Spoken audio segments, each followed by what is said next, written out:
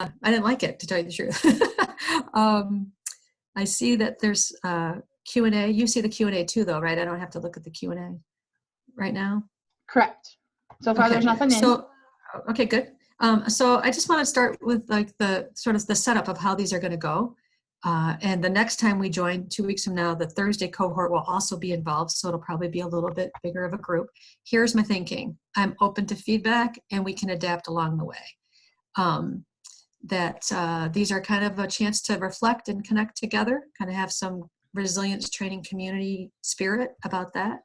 I'm going to share some related items that I stumble across in between sessions. I've been doing that for the Academic Women's Forum. It's like, these are things that I ran across as a counselor this week that I think you might resonate with, and then we kind of have some conversation about those. That seems to work. I'm going to offer additional skills and concepts as they arise. I'm not going to plan to have those, but I know when people ask questions, it will bring different things that I might want to share that I haven't said yet.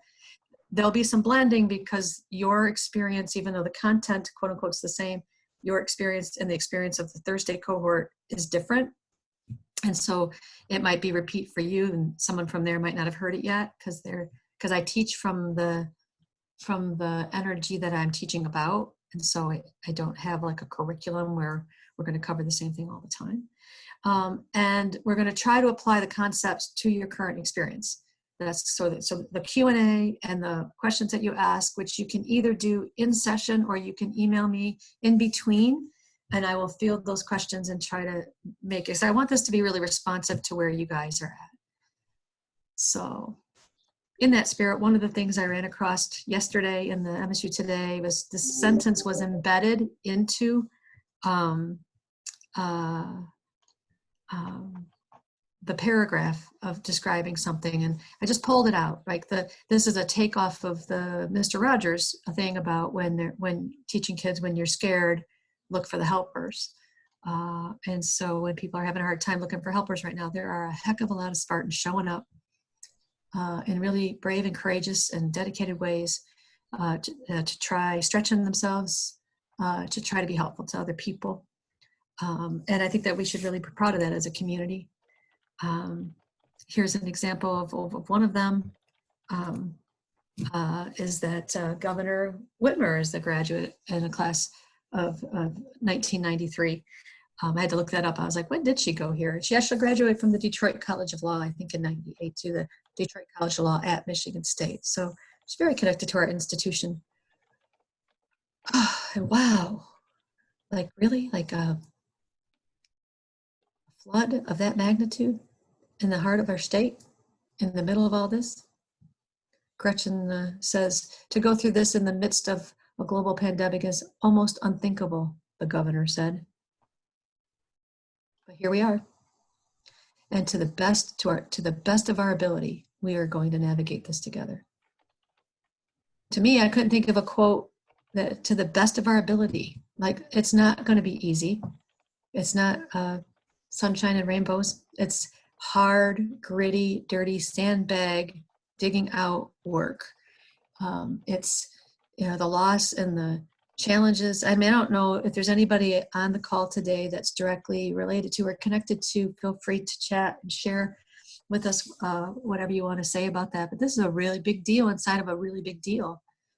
So my sense is my deep belief, I guess, my already thought bucket, is that those of us that have a structure to count on, when the hard happens, are going to navigate better.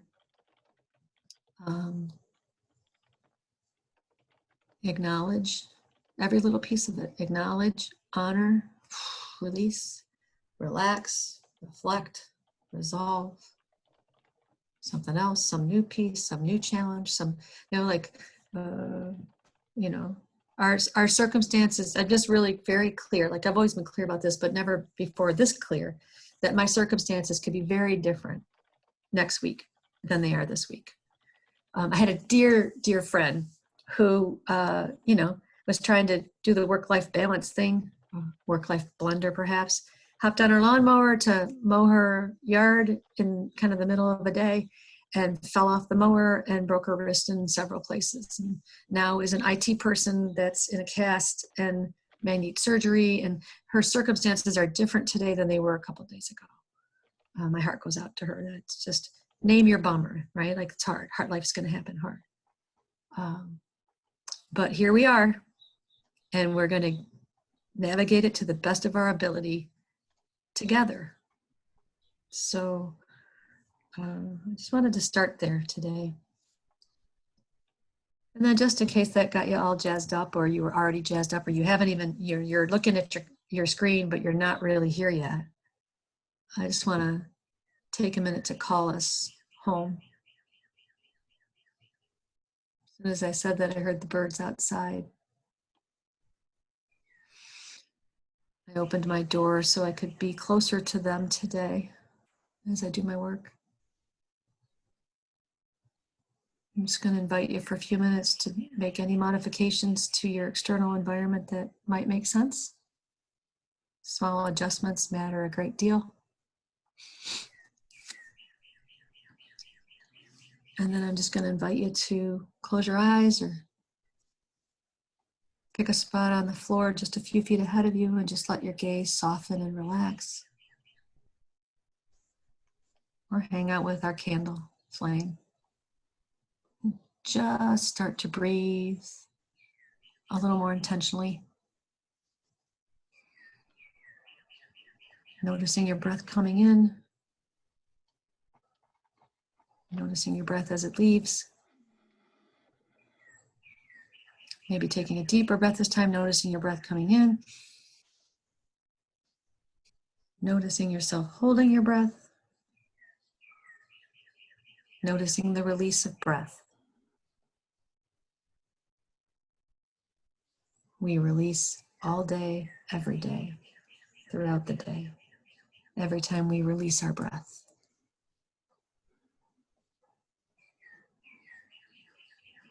Should we breathe in this next time? Really just acknowledging all the energy that you have.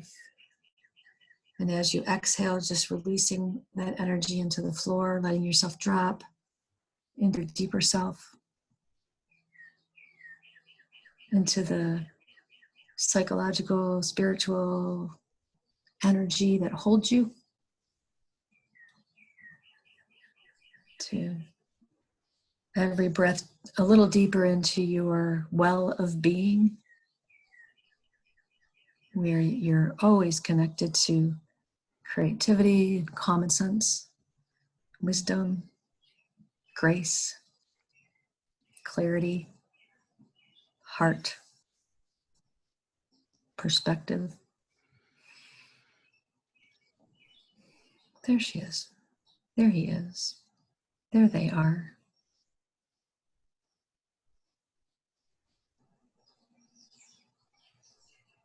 I was reminded of my dear friend Millie this week, and she called this coming home.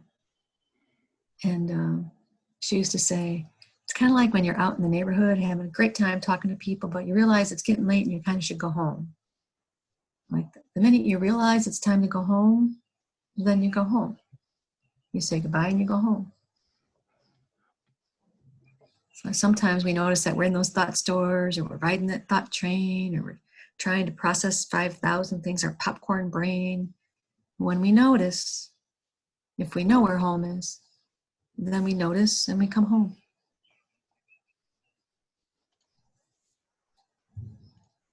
Basic reset skill. Coming home. Okay. I hope that that helps everyone settle a little bit, like that snow globe.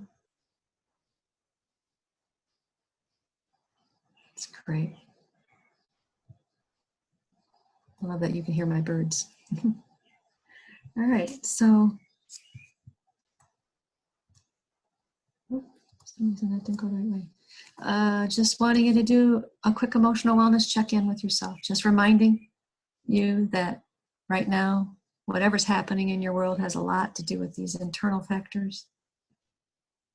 The slide series I'm about to show you came from the Thursday class when I was responding to some questions that they had about this already thought bucket and this rule book and Is it the same thing? And how does it work? So I thought I'd share it with you guys because I thought you might appreciate it. I appreciate it. I learned something when I made these slides, like continually learning about this understanding. So here's what I'd say. Your personal rule book is the same as your belief bucket. It's just your memory-based thought that you're holding. And the question when you do an emotional wellness check-in is there a memory-based thought that's activated, that I'm holding on to, that I'm attached to really tightly? Is there a thought that's part of why I'm having my reaction, right? Am I in a thought store that has me only getting what they sell there, right? Did I get transported into a trauma-based thought train and I'm just like, choo, choo, down the road, like, right? Whatever way you think about it, whatever metaphor you go with, this is what's true, that right now, there's whatever's going on in your physical state and how that's impacting you. There's whatever's going on with your mood as you are on that mood elevator of a day.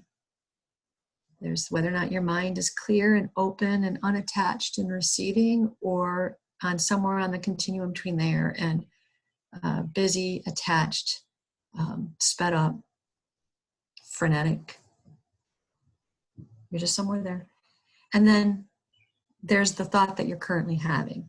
And one of the things I was trying to help that group see is that the quality of my thought in this moment is directly impacted by what's happening with the other three.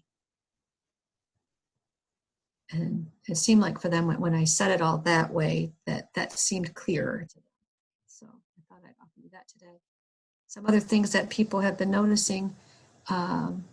This is the question. What have you been noticing? I'm going to ask you that question in just a second. What have you been noticing?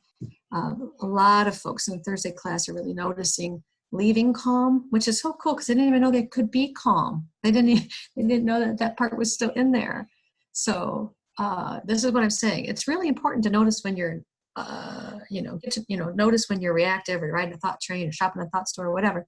It's also really important to start recognizing and catching yourself in the action of not doing those things. It's like, oh, that's me too. Like, I'm not just this person that shakes the whole table because she's always constantly processing and thinking and she's going really fast all the time.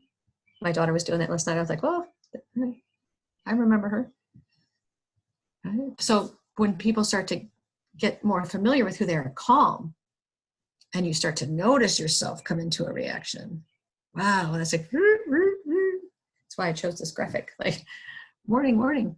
Like, hello, just notice. We want to, especially intensity, you want to notice yourself getting intense, because it shouldn't mean da-da-da-da-da-da, charge. It should mean like a backup sound on a truck.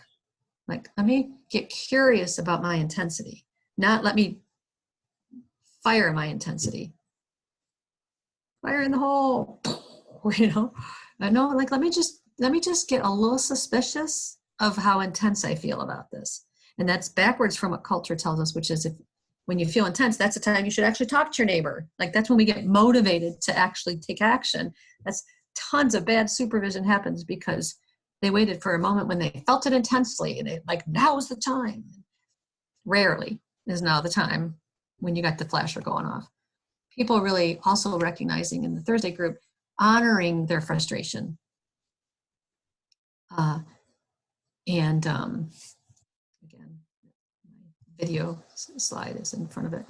But understanding you can choose how you want to respond, right? And I love this person. They're noticing that most of the time it's not very big stuff, which is cool because then if you're on energy saver mode and you're not giving your frustrated energy to all of those things, then you're going to have more energy stored up for the times when it really is a big deal and it really does matter. And it's about catching that and then centering before acting, right? But we often have to make space and acknowledge and honor their frustration. It is okay to acknowledge and honor your frustration. You want to do it in a manner that makes sense, given your circumstances, given the situation, given the role, given the power dynamics. But yeah, it's okay to acknowledge and honor it. You just don't want to act out of it. Megan might correct me if I'm wrong, but I think it was 91%. I asked the question in Thursday webinar, when I act out of when I'm in an active state of frustration, I have my best ideas. And 91% said never or rarely. And then the next question was, when I act out of a moment of frustration, I'm usually in line with my values. Not so much, right? So just wanted to be noticing that. Okay, those are the thoughts that I had to share with you. I'm super open. I said to Megan, I can't believe my formerly imposter syndrome panicky self is like, bring it, people. But I'm really kind of feeling like you can bring it.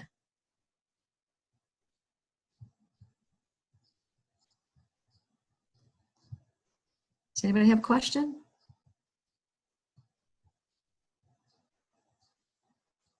Chat?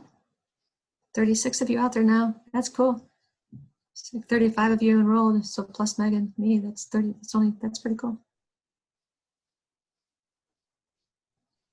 right, let me give you an example. Not hearing. Can everyone still hear me? Are you out there? Is anybody in there? Yeah. We have a question. I just felt like I was in a black hole for a second there. Okay. So Megan, should I take yours or there's one here? Is that the same question? Or it's the same question. One? Okay. All right. Great. Okay. So the question I just got was, when you feel like you're in a black hole, how do you find the way out?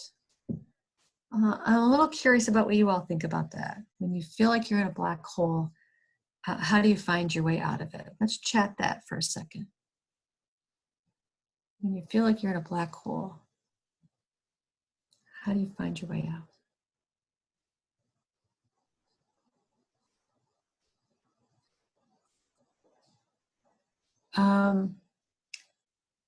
For me, I used to get really blue, is what I would say. Just blue as blue can be. And I think what happened that made it so hard is that I really fell for it.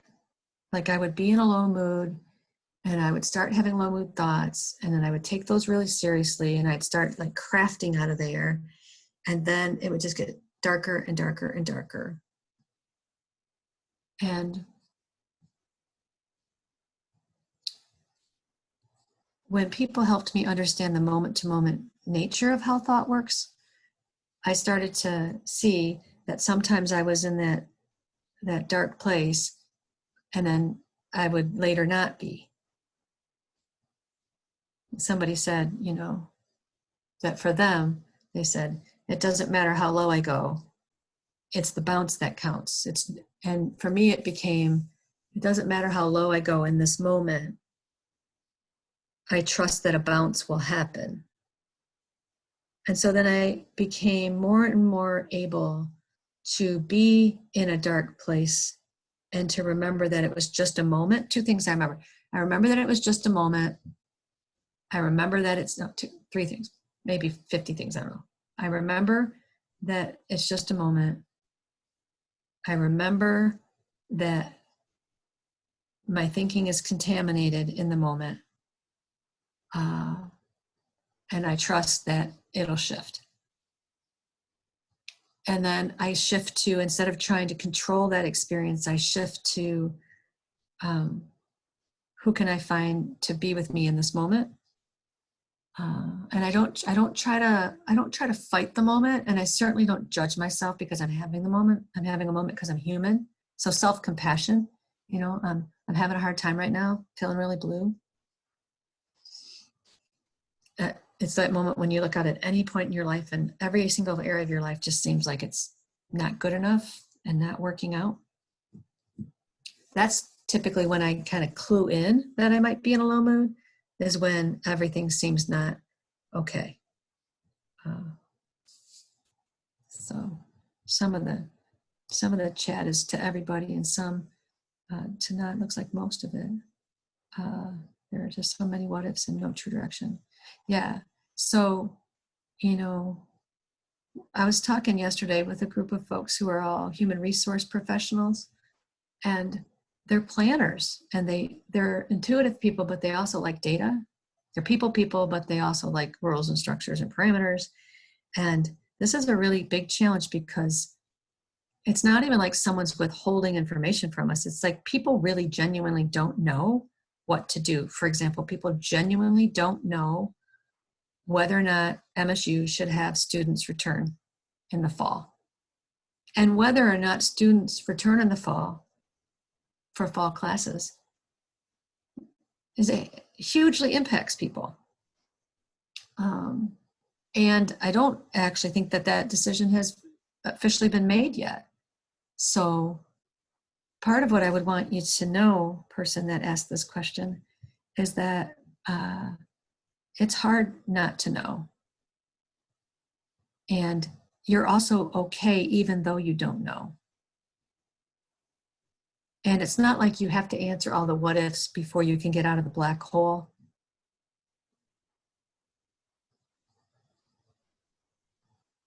And folks are sort of saying, you know, while we don't know, can we take deep breaths and go for a long walk, right? While we don't know, can we just have a good cry? There's going to be times when it feels like too much, and that's when you need a release. Some folks are saying, you know, the gratitude practice, there's sort of like, gratitude practice works well, I think, if you're just bringing it next to your blue, and you're not trying to use the gratitude to like control that, but just to say, yep, I'm feeling really blue and I'm really grateful. I feel really lost and unsure, and I can be in a moment of calm next to that.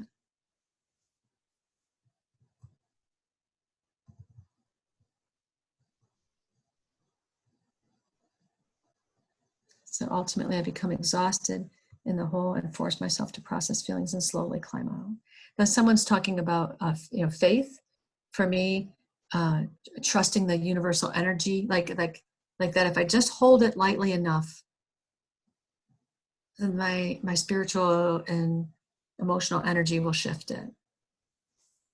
It's described for me once, way a long time ago, as like you got a beach ball and you're holding it underwater, and you'd like it to come up, you know, controlling it, putting your hands on it, like pushing it down, struggling with it. It actually, when we just start to loosen our grip, we don't even know exactly when this is going to happen, but at some point as we're just loosening our grip, it pops up.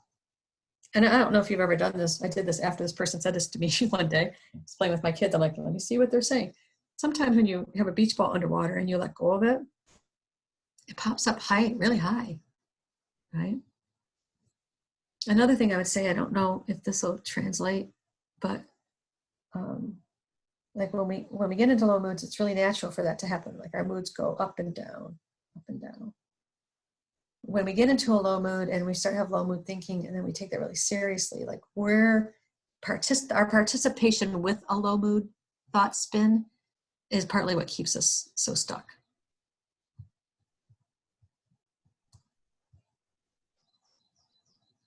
A lot of folks, great gratitude and faith and movement.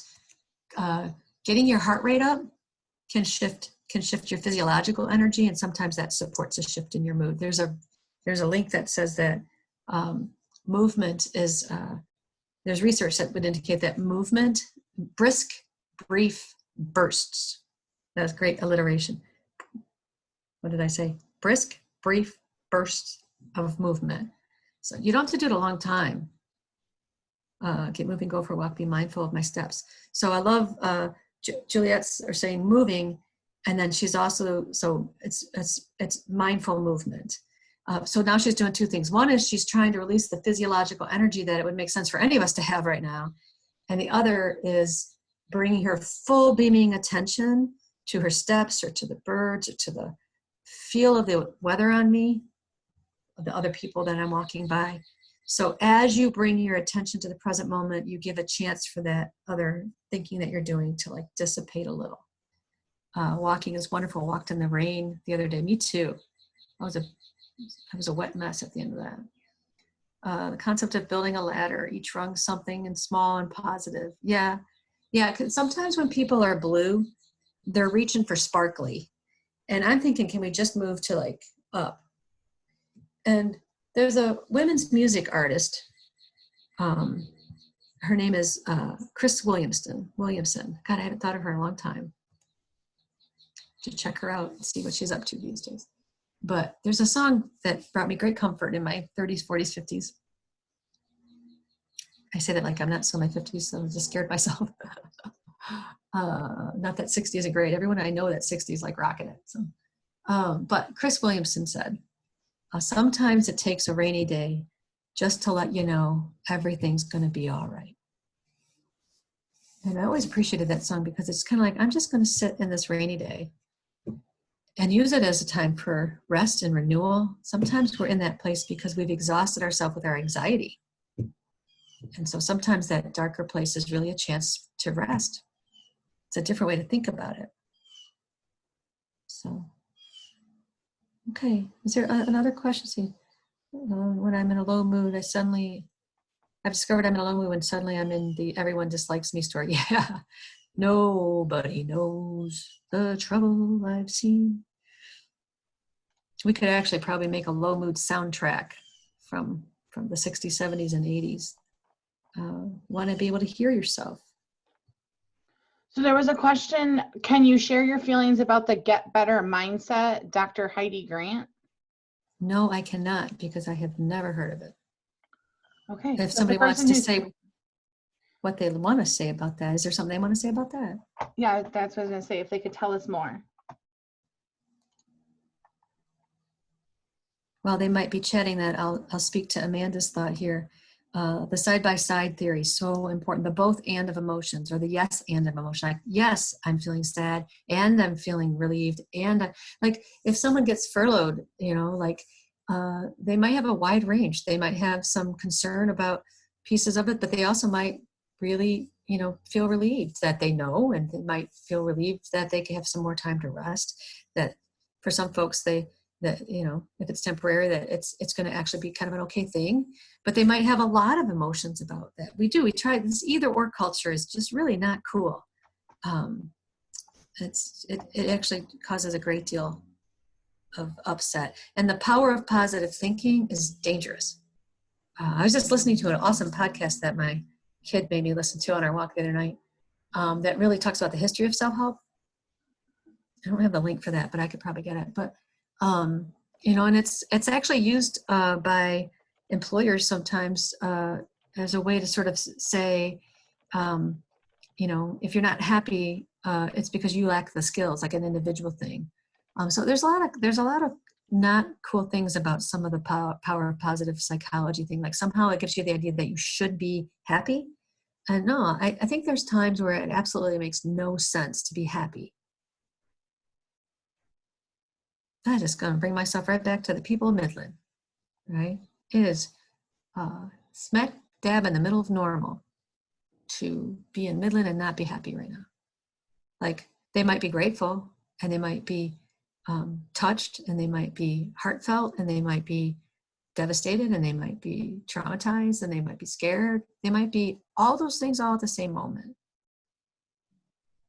And everything they're experiencing is temporary. And one of the things that came up in the Thursday group, a reminder from something I watched since I've not seen you guys, is this reminder that I'm always feeling my thinking. It's connected, and thinking shifts so well what I'm experiencing. So Megan, did that person?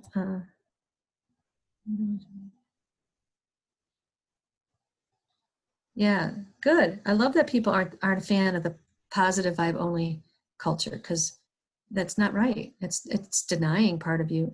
Acknowledge and honor all of it. So it's okay. Elevate You Skillport webinar. That was very interesting. She advised that we should avoid a be good mindset. Well, I'm guessing I would like it then, given what I just said. One where we constantly attempting to prove ourselves and outperform others. Yeah. Mm-hmm.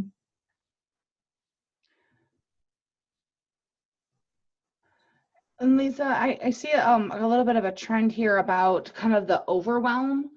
I'm kind of seeing that, like the digging out.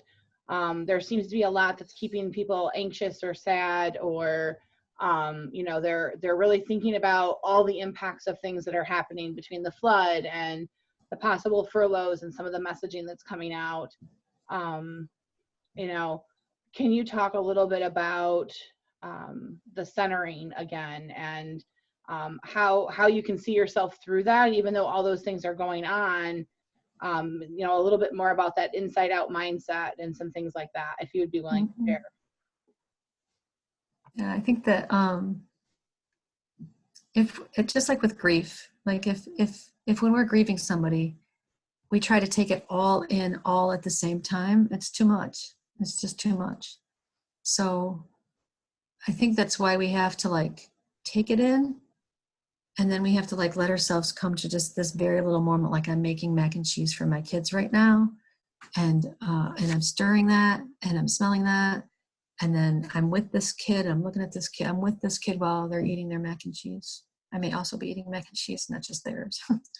um, the the going from taking it all in to letting yourself just come to the very practical moment that you're in. There's some respite in that. That's one of the ways that I like to navigate the overwhelm. I think that remembering that at times you will be saturated, you will, I think I said it in this webinar, but who knows? Um, that if I go to use a sponge on my counter and it won't take in water because it's already saturated, I'm not going to call it a bad sponge. I'm just going to try to wring it out, try to help it, try to wring it out. So when you're feeling like that, I think that's when you do need a good cry, and you do need um, some expression of it, some honoring of it. Um, and right now I think that uh, there's a lot. So it kind of like it is what it is. Like it is overwhelming. It's like part of the critique of the self-help positive power positive thinking stuff is it denies people the right to be angry and upset and indignant. And I'm hoping that none of you heard me say any of that. That those that really it's about turning in towards the emotion. It's acknowledging, yeah, this is overwhelming. Say it out loud. Wow, this is really overwhelming. Uh, Connect with that. If or Melissa Etheridge has been on my mind lately because she lost her son to opiate addiction in the last couple of weeks. And there would be times where like she's going to be sitting in that and it's just going to be huge. So if she tries to not feel that, it's going to interrupt her creativity and in terrible ways, not good for her. So there's going to be moments when that grief is completely overwhelming, because heartbreak, that's what heartbreak does. It floods. It breaks a dam. It's too much. So we turn towards it, allow it, but also remember that we don't want to craft out of that. So we have to like give it some time to feel it. So I would say one of the strategies is to slow down, to feel, and to share.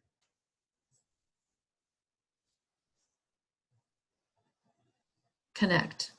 Don't isolate. Find someone who has earned the right to hear your story that you can share, and don't try to hide that you're overwhelmed. Yeah. And I think part of that too is remembering your values, like allowing, like as you feel those emotions, and as you settle back in, lining up what are your values around the things that you need to do, and follow that forward with that value guided committed action that you talk about. I think that that's, as we kind of go through this, and we want, like I see several messages of what do I do? How do I help? How do I make a difference? How do I change? Or how do I help myself? I think it's that value guided committed action that really helps you get there. In the moment. Yeah. in the moment. It's acknowledge that 6-word framework is just in the moment, right? It's not like a once and done. So in this moment, I'm going to acknowledge I'm overwhelmed, or my kid is overwhelmed if they're heartbroken. And then name the emotions, honor them, then release them. And then absolutely, like, you want to reflect what's the next best thing I can do.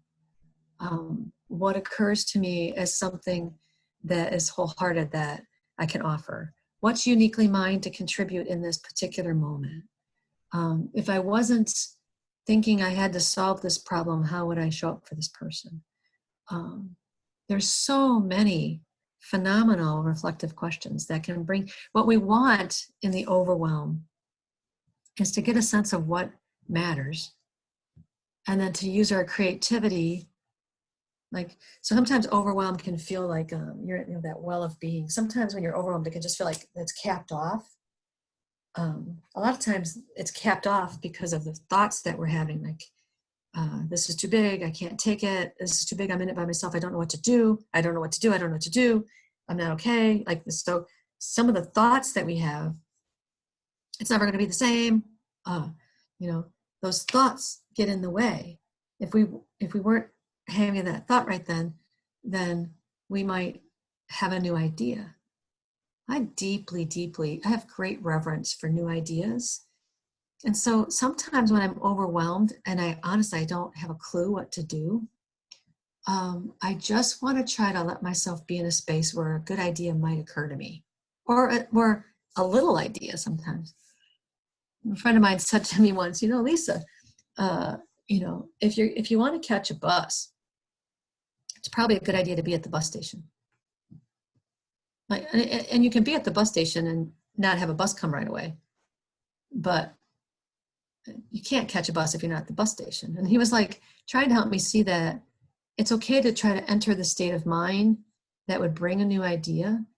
This is like a disconnect I had with some of my trainers for quite some time. Because my friend Mace would say, she would say, let's help you quiet down. And I'd say, yeah, I want to quiet down so I can figure out what to do. Like, I need to figure out what to do. I kind of thought I couldn't quiet down until I figured out what to do. And she's like, I think we want to quiet down. I'm like, I think we want to quiet down so we can figure out what to do. And it's interesting because I think it's a both and, right? Like, I needed to learn how to let myself be just in a space of not knowing and open to the energy that flows through me. And the meditation and mindfulness practices help that portal open up. Like when Juliet's out on her walk and noticing the day and just walking and letting herself be in the moment, that tends to open up. And that's, if there's a good idea that's going to come through that might help you have some balance, if there's some new thought that's going to give you more perspective in this overwhelming time. I mean, the word of the year is going to be unprecedented. Like, now we have an unprecedented flood in the middle of an unprecedented health concern, in the middle of an unprecedented recognition of systemic racism and its impact on our public health system. All big, right? Like, the thoughts that give us perspective happen in a moment. And the framework helps you visit that space more often so that you're more often able to have ideas that might help you figure out just the next best step. I might just actually thought of my friend Megan in this, because there's times when her life situation is really daunting and big, but it's coming back to this place in the moment that gives you an idea about, maybe I'll make dinner, or maybe I'll go notice the moon, or something like that. I want to say to, I guess you said it to everybody, to Nikki, that I think one of the most important things I have ever taught my kids is that emotions are temporary, and when they come, we should honor them. And so when I lost my mom, they were really little. My youngest was 3, so they were like 3, 5, and 6 at the time. And the fact that they could see me raw, and then see me fine, and see me okay, and then see me lighthearted, and see me joyful, and see me like, they learned that they don't have to fear any emotion. that they can sit with any of them because they're just a friend that's going to be here for a while, and then it will move on. Right? So I love that you're teaching him that. When we're afraid to cry in front of our kids or to show our kids that we're having a hard time, we're teaching them that they shouldn't have hard times. And that just doesn't work. And so, yeah, let them see you sad, and then also point out how did you notice how I was really sad? And I also want you to notice now I'm okay. See, we humans get sad sometimes, and if we learn how, we can let it move through us and we can be okay.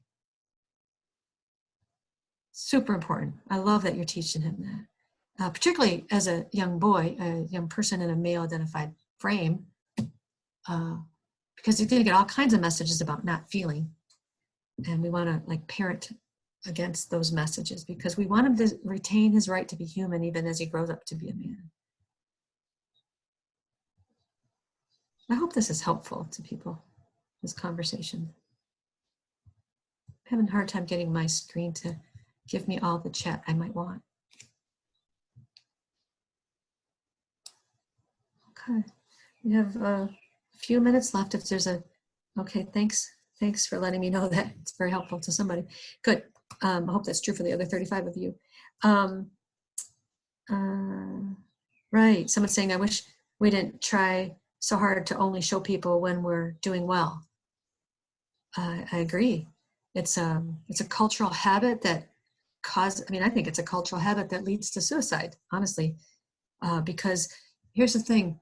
If we don't normalize that being sad or overwhelmed or kind of at the edge of the moment, if we don't talk about the fact that that's a normal part, that's like Russ Harris's book, The Happiness Trap, and there it says 50% of people have had a period of time where they've considered killing themselves for up to a couple weeks.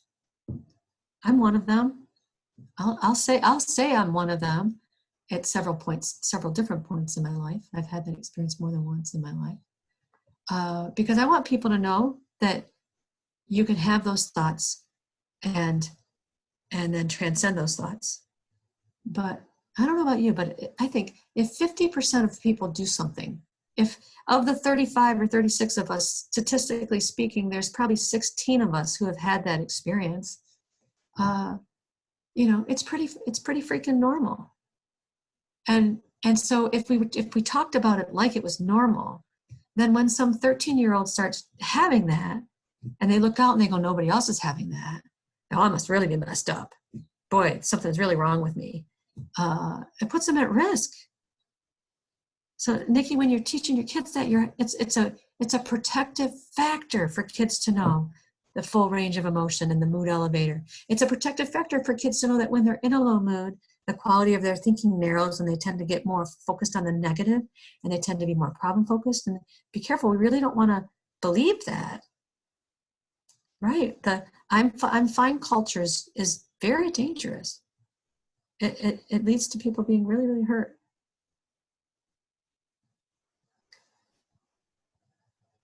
Yeah,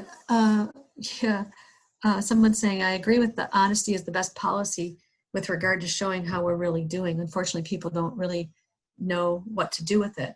And not everybody who asks really wants to know. Sometimes it is just like a routine, like even if I really give them the real deal, they'd be like, oh, I was just being polite. Well, I was like, probably not being polite, but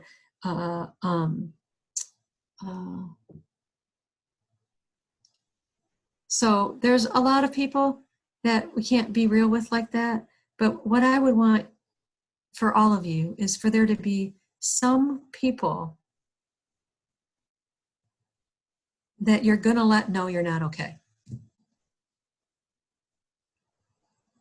Somebody to let somebody in to know that you're not okay, because that's also a protective factor.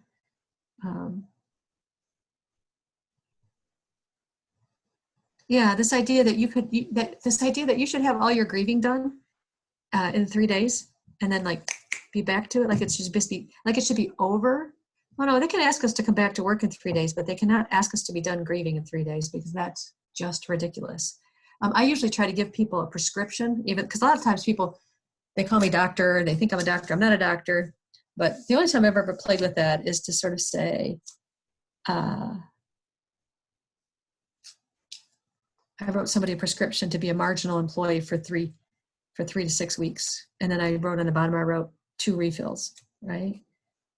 People need permission to have their struggle be longer than 3 days. So claim your right to have your grief process go longer. And I also noticed that grief is also something we experience related to how our thought world works.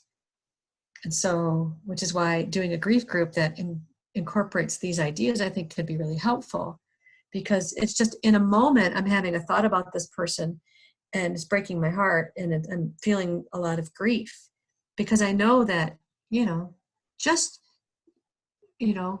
we have different thoughts come through all day long. And when we're going through something hard, it makes sense that, like my friend who broke her wrist, it makes sense that she has a lot of thoughts going through her thoughts about things being harder because she broke her wrist, because she just did that, right? Her thought parade looks different than it did a week ago because now she's got this new thing that she's thinking about.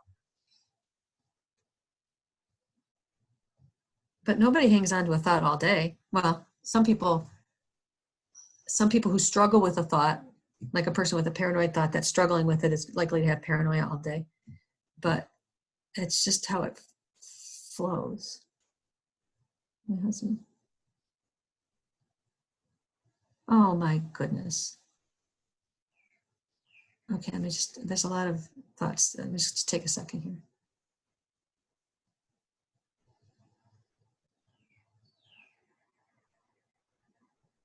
Wow.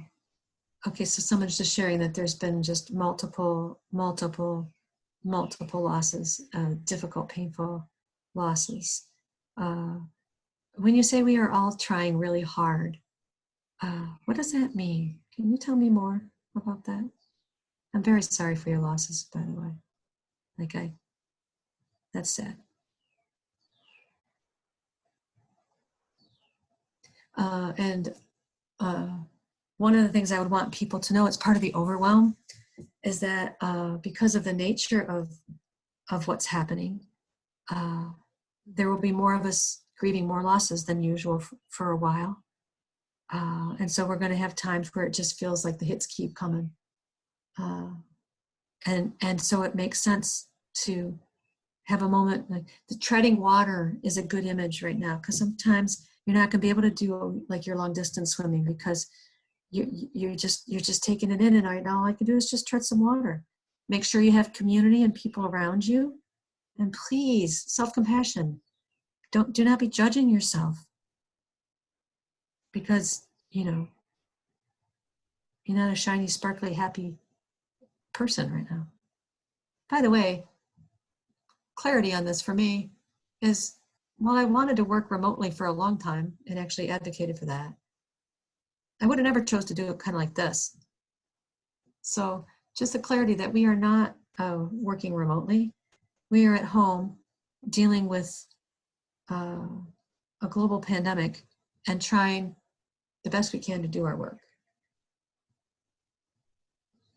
Right. And another, yes, absolutely. I'm hearing from all of the grief counselors that people are losing people and then not able to do the things that people normally do to honor and have a ritual and connection and support around that. So it is altering the grieving process for lots of folks. So the fact that it's prolonging the process, it makes a lot of sense to me that you would be experiencing that, because we can't gather the way we normally would. So it's really going to be important for you to find ways to sit with and connect with and process this. So I would say for you, I would want you to spend a lot of time with acknowledge and honor. Acknowledge and honor. Acknowledge and honor and flood. Acknowledge and honor and flood. Acknowledge and honor and flood. Because there's a big beaker of sadness that has to get, processed. It's a sloshy time. What I would say to you all is that as we come back and connect around certain topics or ideas, that we're never going to be done learning, and we're never going to be done having reasons that we need these skills. I really want you to remember that no matter what comes, you are connected to an incredibly wise and beautiful energy that can help us live our lives and can help us have new ideas and can help us connect with people. That we are still like hoses connected to that energy flow, and we want to try to keep our minds open and our hearts open so that we can have flow. And then what Megan so beautifully describes is, given that this is the situation and this is the status of the gardens, what do I want to water? What do I want to bring to it? What's uniquely mine to contribute? How can I reach out to somebody who's lost somebody in my family? How do I want to show up and be seen and live brave in that moment? What values do I want to guide me as I try to navigate this loss? What's most important?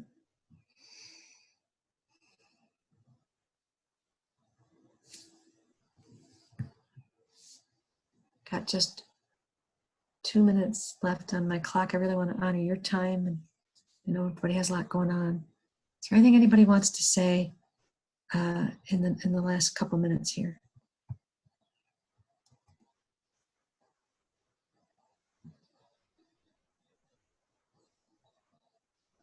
I would want you to remember that you're not alone, that there are people-loving people out here, that there's a lot of good energy and support and understanding and compassion.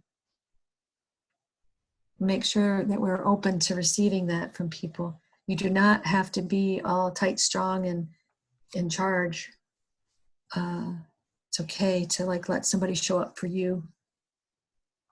Thank you for coming today so that I could show up for you. And if Yeah, you this is Go if ahead, they have Megan. questions in between now and our next time we join, what I would encourage you to send them to Lisa and I so that we can put together some things. She has some that we'll probably add to here to help share, experiences from all. So please do send us emails if you have questions. And next week we'll be joined by your fellow colleagues. I saw someone's name I didn't know was on here. It's good to see you. We'll be joined by some of your colleagues from the Thursday cohort as well. So it's an honor to create the space for you, and thanks for taking advantage of it and showing up and being in community today. Please notice the beautiful day. Notice things blooming. Take time for a rest and renewal. I wish for you some moments this weekend where you are awake and not processing. Like you deserve some respite.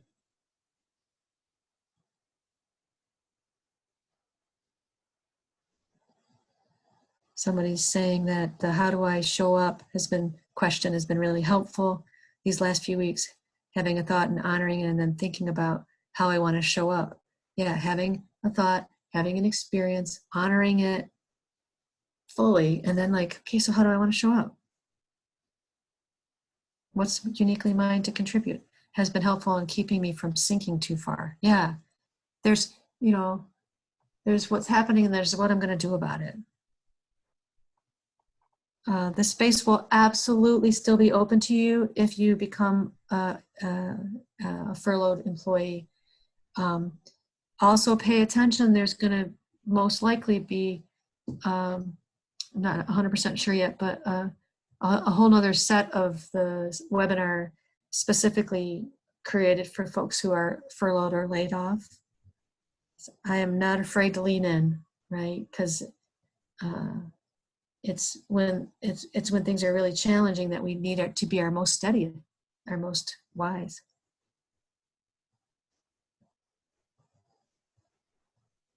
Take care, everybody. We'll see you on June 4th, and we'll just keep talking. Bye-bye.